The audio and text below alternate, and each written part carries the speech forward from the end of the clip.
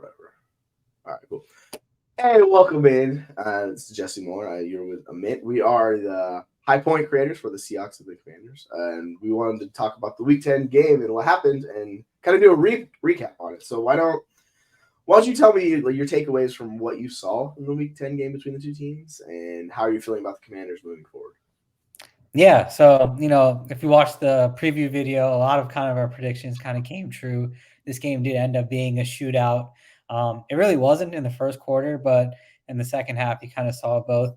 Obviously, Commanders covered. The Seahawks won on a walk-off field goal.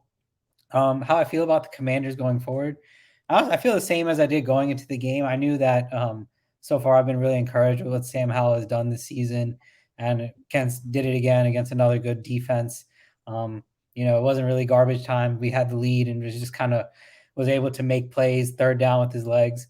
But also, obviously I knew the defense was a problem. We're the 31st defense in the league. And I kind of talked about in the preview, but, I think Chase Young or Montez Sweat being on the team could have been the difference, actually adding some pressure in the second half and kind of was like obvious passing. But not being here, I think is, a big reason why the Commanders weren't able to walk out with the W. But I definitely feel encouraged about the offense finally in a groove, and we got the Giants coming up this week, so I think we're 10 points favorites already. Oh gosh, that's gonna be. Yeah, I feel bad for Giants fans. Like that offense just can't do anything. It's so inept. So I think you guys will happily steamroll that team because they look like the worst team in the league, which is crazy to say. But yeah, it's rough. How do you for Sam Howell specifically, because he had a lot of good plays, he had some bad plays in this game, but that's kind of just what he is. He's really up and down, it seems like, every game. How do you feel about him in particular moving forward? And do you think, like we hit on this earlier, do you think there's enough confidence to continue rolling with him into the offseason as like their starting quarterback for next year? Yeah, I definitely do think so. I mean, like one thing important to note is like the Commanders roster is not very good. Our O-line is one of the worst in the NFL, and is why you could see Mafe was kind of looking like a superstar on Sunday. So I think, one of the biggest things is, right, if you roll with Sam Howell, we have we have 5 draft picks in the first 3 rounds. So, right, you could draft a tackle, you could, get a splurge on another wide receiver. We also have $90 million in salary cap if we choose to roll with Sam Howell. So you could really build out a full roster for Sam. And I think he's definitely shown he's more than capable of running a good offense in the NFL. Yeah, I think 100%. If I was running the Commanders, I think that's the route I would choose to go because you already have the quarterback who looks like he's an NFL capable quarterback.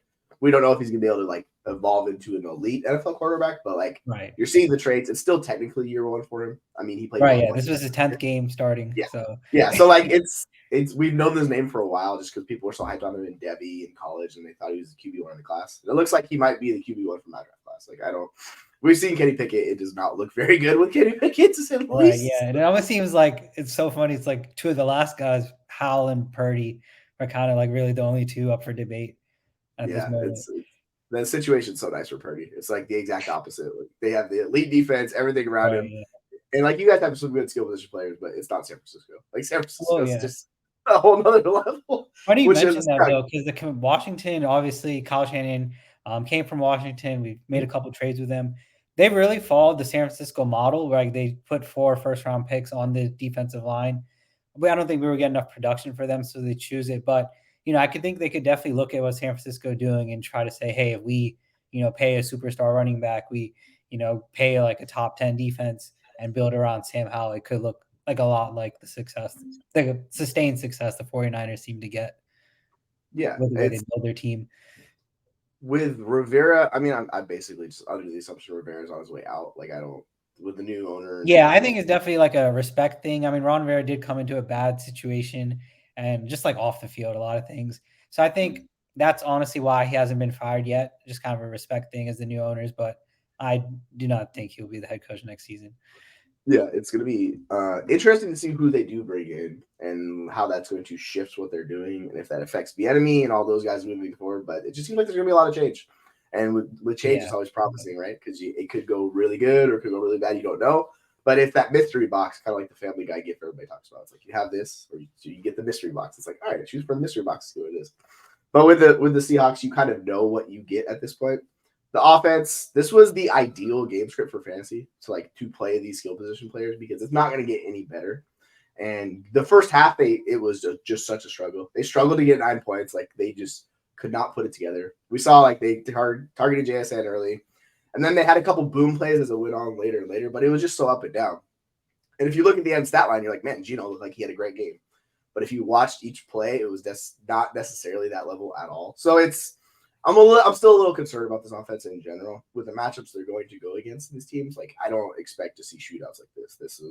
This was the ideal game, right? It's like you have the Commanders who have a good offense, they're going to push it nonstop, and the defense just struggles. So like for the Seahawks, it's like this is how you get a giant play for Walker. You get all these plays for DK Metcalf. You get the tight ends involved, so everybody gets a little fun with it, right? But yeah, it's fun. I will say breaking down the running backs in particular. I know people are hyped up Charbonnet, but we saw it. It's still Walker. They love Walker. He had 19 carries. Charbonnet had like 6, I think. And Charbonnet gets involved in passing usage, but overall, it's the Ken Walker show. Is he goes as his offense goes. So moving forward, he's still an RB1. It's still like he's like RB12, give or take. That's where I'll have him. And then you have Charbonnet as backup. It's just fun. And then Metcalf, Lockett, JSN, all kind of in that wide receiver 2, wide receiver 3 range. So we'll see how it shakes out for those guys. But overall, there's good takeaways and there's bad takeaways. But as the Seahawks, someone who's followed them for 30 plus years, this is the life of Seahawks fans. Like this is what we deal with each week and every week. So just be prepared for some more up and downs. They'll find their way in the playoffs. They're clearly better than most of the teams in the NFC. So they will make it more than likely as a wild card. And I think that's the case. Like you're good enough to make the playoffs, but probably looking like that wild card. But which is fine. Plenty of teams, win games like playing on the road and as a wild card team. One thing I want to kind of ask about is so I mean definitely I think one thing needs to be said is Kenneth Walker just as a talent. He was almost an elite running back coming out of college, and I think that's the thing you're seeing. Right, they drafted Charbonnet, and he's clearly used more in pass catching, but they just have to give the ball to Kenneth Walker. He just makes plays so consistently. He's got that. He has, especially on the one particular play where he just took it around the side and he beat 4 guys and then just housed it. That's the explosion that he offers, which you don't see too often from running backs in this league. Obviously, we're seeing guys like Achane and Keaton Mitchell and those guys come in and they're just they're like rocket ships. But Walker is those guys, except he's bigger. He can still absolutely house a call. It's boom or bust with him.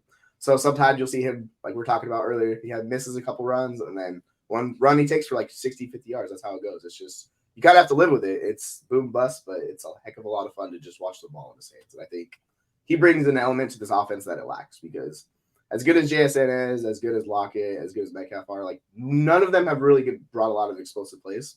And that's what this team is missing. So him on the field, it drastically helps their fortune moving forward as they try to make that playoff push. I was going to ask you, so Brian Robinson had a lot of pass catching, which is not really his forte. How do you see him and Antonio Gibson moving forward? Does this game change your thoughts on that at all? Or is you kind of like we talked about before, it's the Brian Robinson show and Gibson's going to get some work here or there, but Brian Robinson's the guy? Yeah, like I said, it really is the Brian Robinson show. And actually, he caught a lot of passes at Alabama. That was a big part of how they used him in the offense. I think with Bill O'Brien in the past game. He's a bigger back. He's probably the size of Kenneth Walker, but he does have he has good hands. He has good speed when he's in the open space. So I definitely could see him even use that more, which is why, I'm kind of out on Antonio Gibson on a fantasy. Really, if Brian Robinson is tired, it's kind of very similar to Charbonnet, where then he'll come in and get some snaps. But in the goal line, they'll give it to Robinson, and you can see now they're even, designing some plays. Some was a scramble drill, but even also targets. With just how bad our O-line is, I think throwing to the running backs is kind of our version of running the football sometimes. Just get those guys out in space and let them get 4 or 5 yards. So I definitely like Brian Robinson more going ahead. Honestly, I think he might be creeping up fantasy, because he's now the offense has kind of been more consistent. He might be a good trade for a candidate for the deadline if you need I think at least an RB2 with upside. Some weeks, obviously he's had a couple RB1 weeks as well. Yeah, he's been pretty up or down this season. He gives you a solid floor most games, but he's had a couple 20-plus point games. He's had a few in the teams where he's been really good. I think yeah, like you're talking about, he's a solid RB2, and given the right game script in the week and how much they Right, like pass, next week, for example, if imagine the Commanders have a yes, lead, I imagine we have a pretty good week to at least start him if you have him already on your team, or at least throw him in the flex.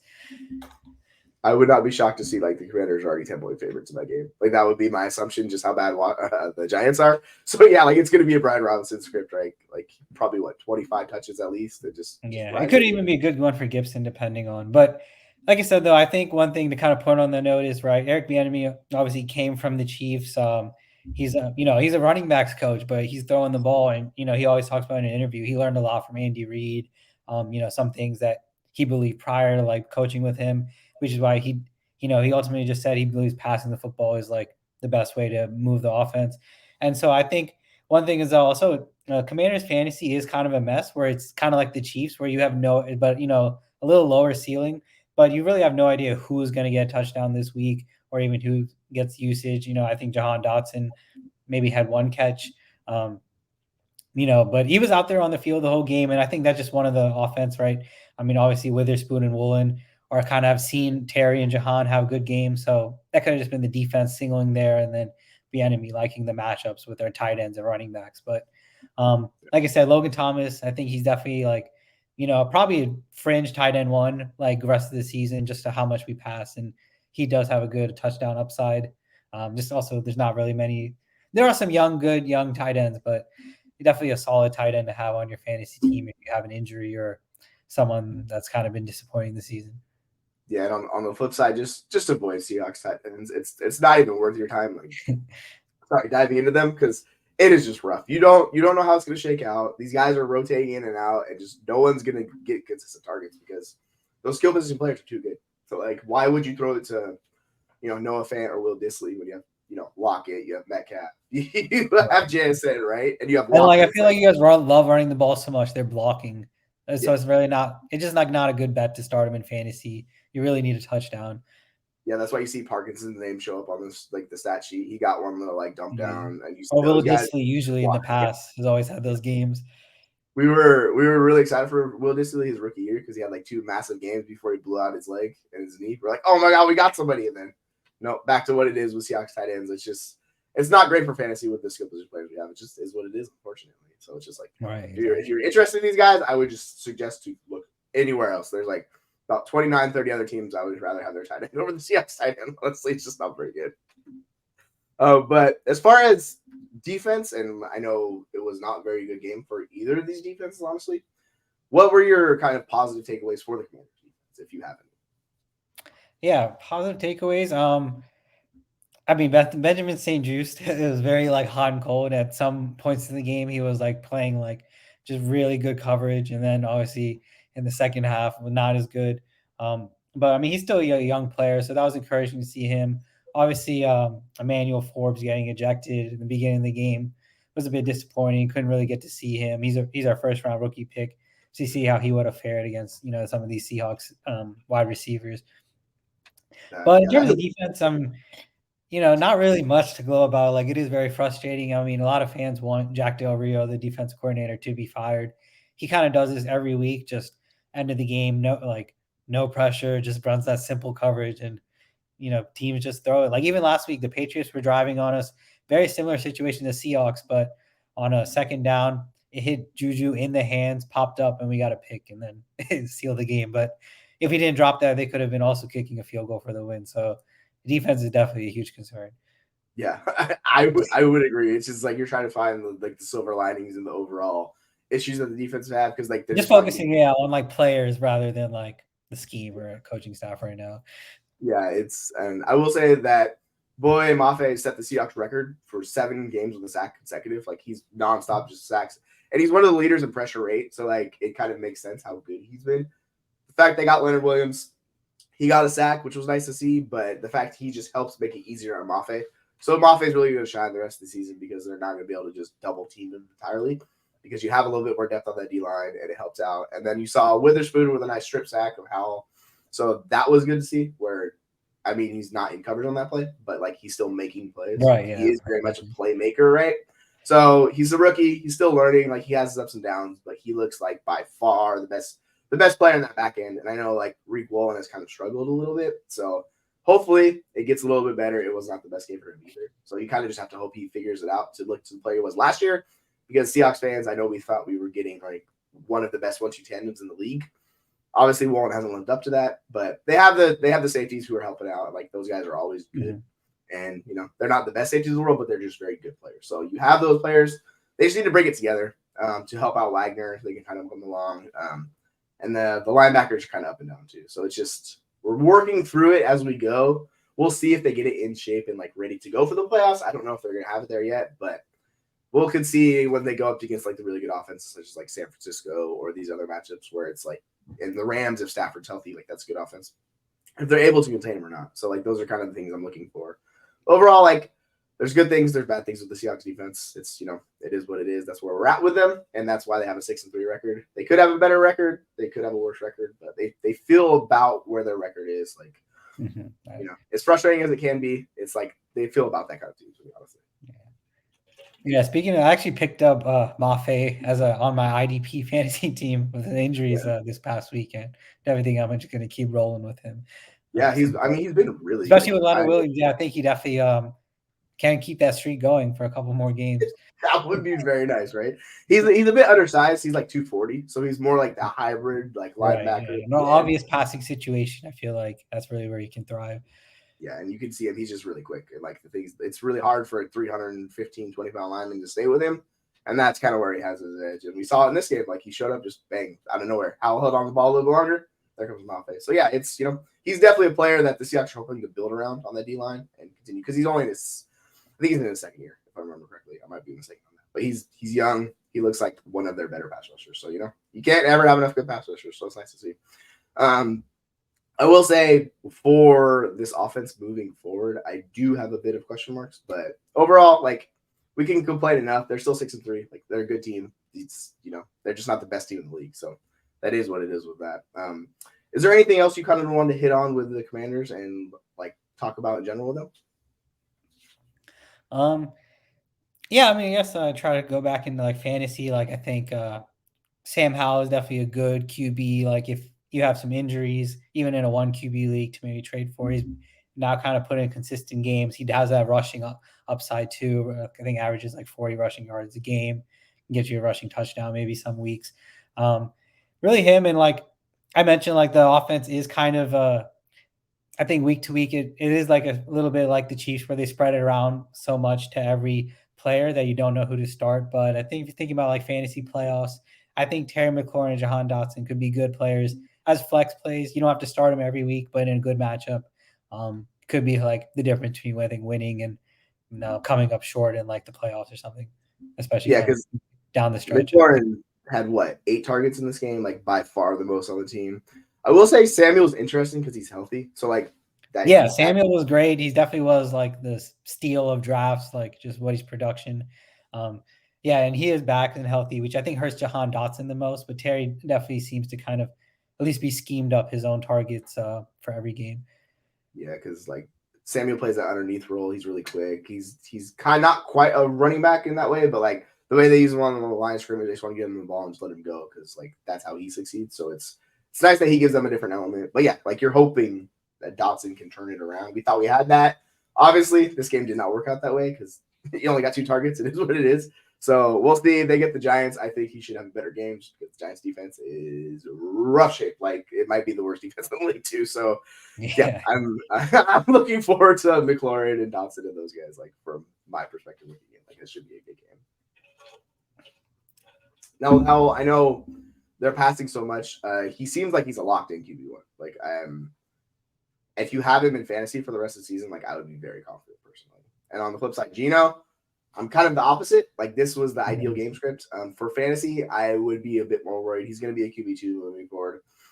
If they got there, but it was difficult for him. He doesn't scramble. Like he doesn't give you that rushing element at all. They have the skill position players. It just hasn't come together. And we're pushing into week 11. They haven't figured it out by this point. Like the matchups are going to get harder. So I wouldn't be coming away from this game thinking like, oh yeah, Geno Smith, he's back. I'd be like, I have a little bit more concern. So we'll see how this team transitions in the offseason with that contract. I'm very curious to see what they do with Geno because they basically have an out where it's not going to cost that much money to move off of Geno after this year. If there's someone that comes available, like, for instance, if Kirk Cousins got healthy or something like that, right? Or one of those guys, like it's just something to keep in mind for Seahawks fans because Geno has been not the best quarterback, and that's like me saying it positively. But I still think he's good overall. It's just he has some issues with like danger plays, and they showed up in this game too. Yeah, and to that point, like definitely better NFL QB than fantasy, right? I feel like if you have him on your fantasy team, I would definitely look to try to maybe carry 2 QB, someone else with more upside for the playoffs because I feel like, I mean, QBs are dropping like flies, but if you could like pick up one of these guys, I don't even know, like Aiden O'Connell, like has definitely showed promise, or someone else off waivers to kind of just give yourself like some more upside, especially if you're trying to go make a playoff run in fantasy. Yeah, I would. There's guys like you can go like Minshew, or I'm not even gonna bring up Pickett. Like we're not gonna go that route. But like Derek Carr in the right matchup, I think Geno is similar to Derek Carr. He's just a plus. Like he gives you more upside because Derek Carr doesn't give you upside. Jameis now. I'm not really sure what's happening. Yeah, that is true. Like I think if you want to live and die by the sword, Jameis Winston is absolutely the guy you go with in fantasy. So yeah, if you want a roller coaster experience, just put Jameis in and just have fun with that. But yeah, I enjoyed like this game overall. It is what it is. A Seahawks fan, like it's up and down, it's all over the place. You feel your heart racing after like 3 hours. You feel like you've been through something watching a Seahawks game, and this was very much that. Like we talked about how good the Commanders' offense was. It very much was. It pushed them to the limit. Realistically, Commanders could have won this game. Like there was chances for them to win this game and take it away. Seahawks just made a few more plays at the end, and that's kind of what it comes down to sometimes. And you have these teams which they're borderline, like between good and not good. It's usually a play or two, and that's what happens. Like strip sack or fumble, right? Like that's the lines in the NFL. They're really blurred. So yeah, it was a fun matchup, and like I'm excited to see more of the Commanders' offense. Like obviously the defense doesn't look great, but the offense, like that's a fun one to watch moving forward. So yeah, overall, like the takeaway is like you got a good offense at least, and you can go roll with that moving forward. Yeah, who are the Seahawks play this upcoming week? I think it's the Rams. I need to double check, but I want to be sure before I speak out of my face and not sure. So let's see. They are playing. If I can pull them up, my computer does not want to pull it up. All right, we'll give it a second. I'm pretty sure it's the Rams. Let's see. So it's the Rams and then San Francisco back-to-back weeks. So yeah, that's gonna be fun. It's gonna be 2 chaotic games, and these NFC West matchups against these teams. I know the Rams don't have a good record, but like they play well with Stafford, and they've always given the Seahawks fits. So I know the Seahawks will be favorites in this game. They'll be like people will be all aboard. Like just be prepared. I expect the Rams to cover. Like that's just what it is. McVay has Carroll's number over the years. And then on the flip side, when they play San Francisco the following week, like I expect that game to be closer because San Francisco will probably be a heavy favorite. But the Seahawks play really well against Shanahan for some reason. Like it's kind of like they have their number a little bit. So yeah, it's gonna be just 2 wild games the next 2 weeks. So I'm gonna be on the edge of my seat for every of those 3. Yeah, I definitely think the Seahawks will win that game. It depends also with Stafford if he's healthy or not. That's obviously a big thing. But even with Stafford healthy, I mean the offense is good, but that defense is not as like the Rams defense of usual. They can be had, especially with kind of the weapons the Seahawks have. Yeah, it's a rough stretch because then they go to Dallas for Thanksgiving. And then they have Philadelphia. So these next 4 games, it's just like it's going to tell you what this team is made of. So if they come out of it 3-1, you'd be thrilled. Realistically, you're expecting 2-2. Like they split a couple, and they could be 1-3. Honestly, like I don't know which way it's going to go for them, but yeah, it's going to decide their season. Yeah. Well, looking at the wild card picture, the Seahawks are in a good position. I think the Seahawks, Vikings, and the Cowboys. The next 2 like teams are 2.5 games back. It's the Commanders and. I think it was another team, maybe the Bucks or someone. So yeah, it was it's a 2-game lead, so you definitely have feel good about that if you can kind of even tread the water over the next 4 games. Yeah, if we go 2-2, like I think Seahawks fans will be okay with that. You're walking out of here 8-5, like you're being okay. You're set up for the playoffs. You kind of move forward. Obviously, if you want to win that division, you have to go 3-1 or more likely 4-0, which doesn't seem likely. And San Francisco looks completely back, so we'll see. What do you think, how many games would you expect the Commanders to kind of like win the rest of the year with their matchups on their schedules? Have you kind of looked into it a little bit? Yeah, I have actually. Yeah, so my prediction is 6-11. So we have 4 wins. So I think we get our 5th win this week against the Giants, who I could touch on them a little later, but they're just like a mess. The Cowboys, I don't even know, beat them by over 30 points, and just the Giants weren't really like close at all. They have Tommy. They're running out of Tommy DeVito as their quarterback, obviously with the injury, and seems like a team that just kind of is like really reeling. After that, we play, I believe it's the Cowboys and then the Dolphins. So I think those are two games. I think the Commanders will play the Cowboys close, but lose just because our, Dak and CD Lamb seem to be firing. And like I said, our secondary is a real problem. But so I think that, and then, so basically that's the fifth win. And then another win, I think we get a bye week and then we play the Rams. I think we win that game with the bye week. Also, my prediction is Ron Rivera will get fired before the bye week. So it'll be Eric Bieniemy kind of fired up. But then we end the season with, I believe, the 49ers, Cowboys, and the Jets with Aaron Rodgers, based on what he announced. He wants to come back. So he'll be his first game back. So I think we would lose out the last four. But so, all in all, I feel pretty good, though. Probably get between draft pick 9 and 15 with at least encouraging signs of offense, and maybe found a quarterback. Yeah, that's the key takeaway. Like, if you have the quarterback, you at least have something to build on. If you don't have the quarterback in the NFL, like, you really don't have much. Oh, right. Yeah. I mean, Commanders have been searching for 30 years. We had one in Kirk Cousins, but that was a whole nother GM situation where he ultimately left. Yeah, it's just, if you love seeing that where you're like, oh gosh, we had it, and then you threw it away, and you're like, okay, cool, what do we do now? It's like sometimes the grass isn't always greener, right? Where you're like, we have this guy, we're gonna let him go somewhere else, then you replace him, and it doesn't all work out. Because it's hard, man. There's not enough good quarterbacks in the league to support every team. Yeah, no, there really are. Right? And that's something that's, I think, going to be, especially with the injuries, become really apparent in the second half of the season. I think teams with the great quarterbacks will just kind of, I mean, it seems like it's the ultimate equalizer in games right now in the NFL. Like, the quarterback is ultimately usually the X factor in most of these games between good teams. Absolutely. There's only a handful of really good quarterbacks, and then there's that mid-range kind of, which I think both Geno and Sam Howell fall into, depending on the week and the matchup. And then it really starts, once you start getting into what the Raiders and the Jets and those guys have, it's like, okay, this is not quality NFL play right now. So we'll hope it gets a little bit better for those teams. But yeah, that game last night was rough. But yeah, I think that we'll probably wrap it up here on that note. You can find me, the Seahawks content creator for High Point Sports, Jesse Moeller, JMoeller05 on all social media platforms. Amit, why don't you take it away? Yeah, you can find me on Twitter, X, at NextMediaXYZ. I'm the Washington Commanders creator for High Point Sports. And yeah, that's our Week 10 recap. And yeah, we'll look forward to talking more sports and getting into this Week 11 stuff and the matchups there. So yeah, I hope you all have a good rest of your day and enjoy the week.